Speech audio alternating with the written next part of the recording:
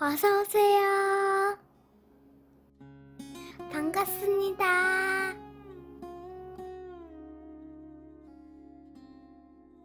안녕하세요. 저는 작은 분식집을 운영하는 평범한 동네 아줌마입니다. 그런 저에게 막장 아침 드라마에서 볼 법한 일들이 벌어졌습니다.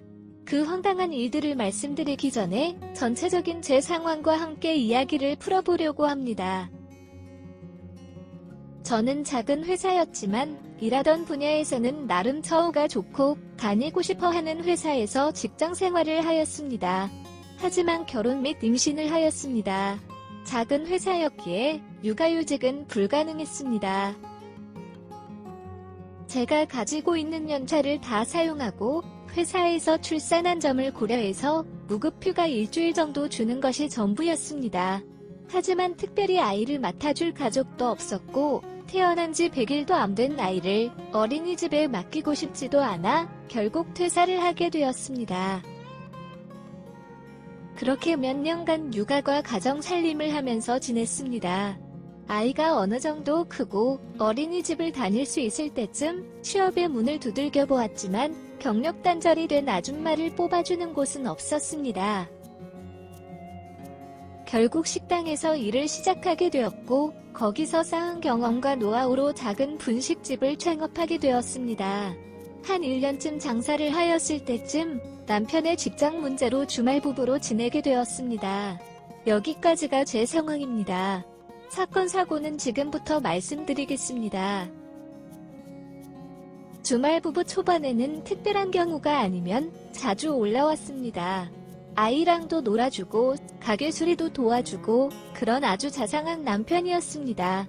얼마쯤 지나고 난 후부터는 올라오는 주기가 점점 뜸해지기 시작했습니다. 한 번은 올라와서 집 이사 가는 것 좀 도와달라고 하였습니다.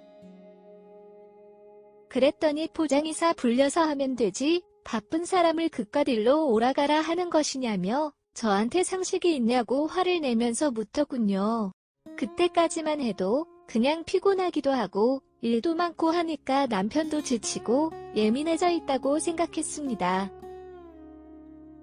그래서 저한테 그렇게 말해도 이해할 수 있었고 사과도 하였습니다.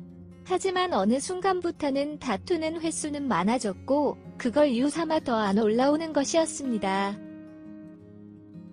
아이가 아빠 보고 싶다고 전화를 해도 소리를 지르며 화만 내었고 그 후부터는 아이도 아빠와 전화하는 것조차 무서워하였습니다. 그렇게 서로의 감정이 상해 있을 때쯤 가끔 지나가는 길에 들려서 밥을 먹고 가던 동창이 저에게 접근을 하는 것이었습니다. 처음에는 몰랐습니다. 요즘 들어서 자주 와서 밥을 먹고 간다고만 생각했습니다.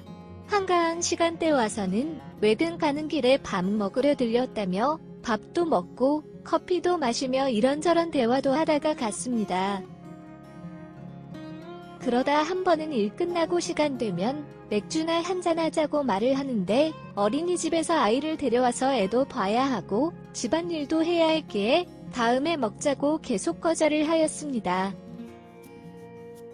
하지만 그 동창은 가게 와서 밥 먹을 때마다 이야기를 하였고 결국 저녁에 간단한 맥주를 마셨습니다. 남편과 잦은 다툼에 답답하기도 했는데 술이 한 잔 들어가니 즐겁게 시간 가는 줄 몰랐습니다. 게다가 아이를 친정집에 하루 맡기고 와서 그런지 마음도 한결 가벼웠습니다. 그래서 그런지 그날따라 술은 잘 들어갔고 그 후로는 기억이 끊겼습니다. 아침에 눈을 떠보니 그 동창 녀석과 모텔 침대에 누워 있었고 주변 정황상 지난밤에 제대로 사고를 친 것이 맞는 것 같습니다.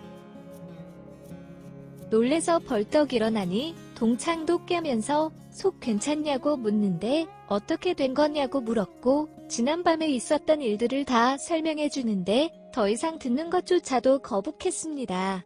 정말 실수라며 다시는 이런 일이 없을 거라고 하면서 서둘러 나왔습니다.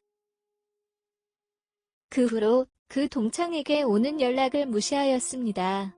그러다 가게에 찾아왔고 이렇게까지 할 필요가 있냐며 다시는 이런 일이 없을 거니까 그냥 서로 잊고 평범하게 지내자고 하고서는 가버렸습니다.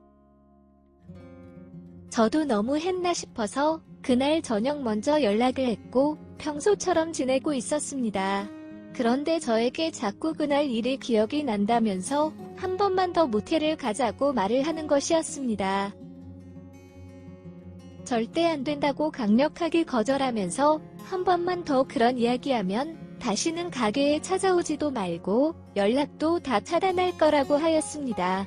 그랬더니 남편을 거론하면서 모든 사실을 다 알리겠다고 하며 엄마의 외도로 이혼하게 되면 아이에게 참 좋겠다며 협박을 하는 것이었습니다.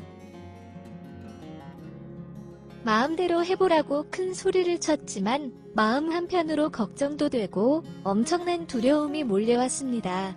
결국 한참을 고민한 끝에 요번에 마지막이라며 결국 만났고 그렇게 모텔에 가서 지옥적인 시간을 보내게 되었습니다. 그 녀석은 저한테 자기보다 더 만족해하는 것 같다고 하였지만 빨리 끝내고 그곳을 벗어나고 싶었습니다. 그래서 원하는 대로 최대한 맞춰준 것이었습니다. 다시는 이런 걸로 부르지 않겠다는 약속을 받고 집에 와서 엄청 울었습니다. 하지만 또 저를 협박하기 시작했고 그때마다 저는 그 녀석이 원하는 대로 해줄 수밖에 없었습니다. 언젠간 이런 날도 끝이 나겠지, 임신만은 피해야 된다는 생각에 피임만은 잘 지켜달라고 하였습니다.